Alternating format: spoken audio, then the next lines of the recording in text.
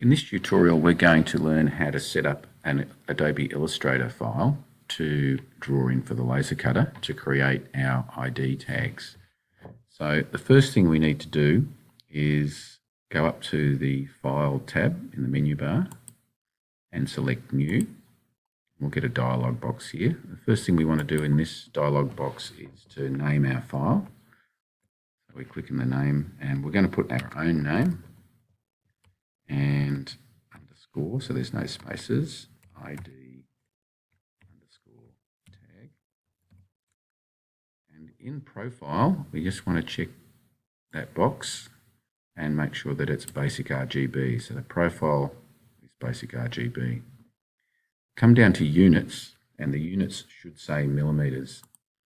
So if they don't say millimeters, make sure you change them to millimeters.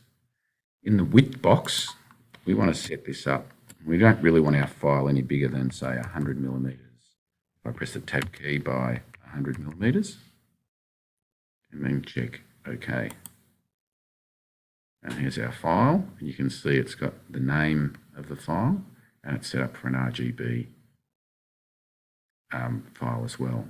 Okay, so if I wanted to start drawing, I could start by selecting a rectangle tool and drawing.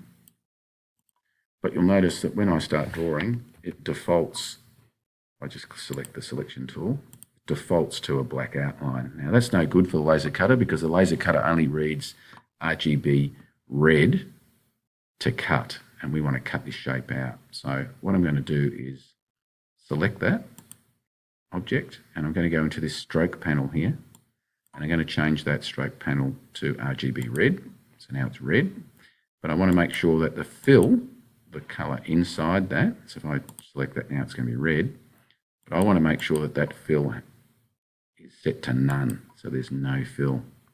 Now the other thing is that the laser cutter will only read a hairline. It won't read a thick line. So this is set for 1 point at the moment. So what I want to do is change that to a hairline weight, which is 0.001. You can see the line's very, very thin for the laser cutter to read. You can see it sort of fades out in the corners. It looks like the line's not there, but it is. So don't worry about that. If you hover over, it'll actually light up. Okay, that's all good, except that I want to set it to a specific size. So, and the other aspect of this is that it's got very sharp corners. So if that was in my pocket, that would be quite sharp and a bit dangerous. So what we're going to do is click on this rectangle tool. We're going to extend the tab down to a rounded rectangle. And now, if I select that box, I can get a dialog box to come up. I can type in the size, so say I want it to be 60 millimeters wide, and if I press the tab key, it'll go to the height by 30 millimeters wide. And I want the corner radiuses to be 6 mil. So I'm going to type in corner radius of 6. So I'm going to go OK. And there we go. So that's the exact size that I've set it to. Now I don't want this other box, so I'm just going to get my selection tool, click on it and press delete. And I know it does disappear, but you can see that it actually is there.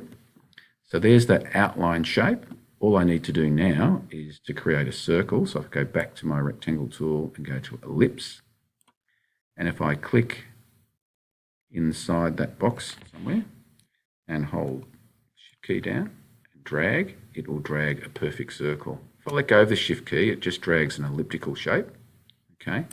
I don't want an elliptical shape. Control Z will undo that. So I definitely want a circle. So I'm going to hold the shift key, click, drag. Now if I want to know the specific size of that, if I click on it, I can put the width in. So let's say it's 5, tab by 5. That's a 5 millimeter diameter circle. I know that's the exact size. So I can just grab the center of that and move it anywhere I like. Now I'll get rid of this one. I don't want it. So I can just move that away from the edge of it so it doesn't break out. And that's basically my identification tag with a hole, the laser will cut that hole out for the key ring to fit through. If I wanted to then engrave, I need to change the stroke color to black because the laser cutter reads black. And I can decide whether I want fill in it or not. I can change that. If I wanted to engrave as a solid shape, I need to fill that. And then I can just go and play with some shapes. So I could put an elliptical shape. I could go back now and change that to none. Maybe change the line weight to 3. Cancel. And I can keep playing with different shapes. Put a polygon shape in. I can, once again, by clicking on it, I can determine the size. I can change the line weight to make it thinner, to just vary the thickness of the line a bit. Go to a star. Once again, I'll make that even lighter again. I can grab it and move it around using my arrow keys. And all those shapes will now engrave because they're black. Okay, if I want to use text, select the text tool, type tool, click and drag. Once again, I probably want to have an outline, so I'll click black. One point will be thick enough. And I can just type in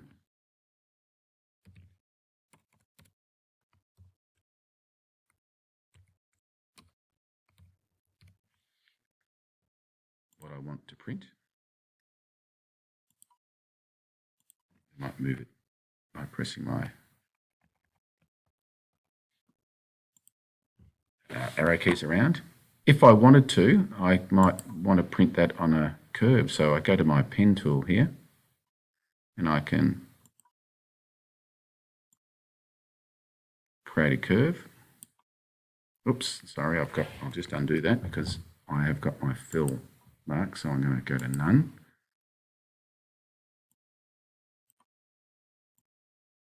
Create a curve shape. And then if I go back to T for type, and I can click on type on a path, or I can just move my tool, move my tool in until see how it changes from a box to this sloping little curve. So if I click there and I start typing, it will type on that curve. So just to create a bit of interest. There's a couple of things you can play with just using some very simple tools. Have a bit of a play with it and see how you go.